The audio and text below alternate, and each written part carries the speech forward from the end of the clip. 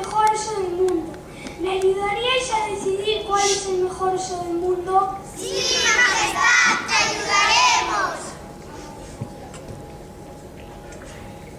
Yo soy el mejor oso del mundo.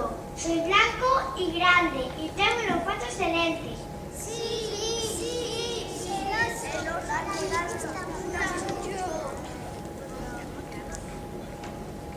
No, yo soy mejor, soy de color negro, brillante, el oso polar blanco, y si se usa mucho mi pelo es más bonito. Sí, pero el oso negro es muy bonito.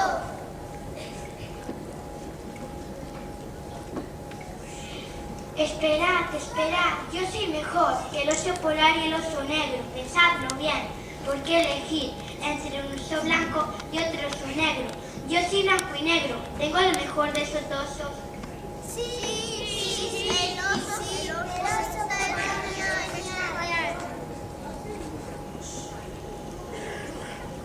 Un momento, yo sí que soy el mejor.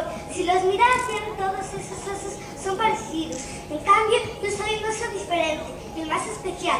Yo soy el mejor oso del mundo. Sí, el oso es el oso más especial. No, yo que soy blanco. Yo que soy negro. Yo que soy blanco y negro. Yo que soy especial. Niños, decidme, ¿qué os gusta más? Los cuatro, nos gustan los cuatro. Preguntaré al príncipe. Dime, hijo, ¿cuál te parece a ti el mejor oso del mundo? Ninguno de esos. Yo ya tengo el mejor oso del mundo. ¿Y cuál es? El mejor oso del mundo es mi oso de peluche.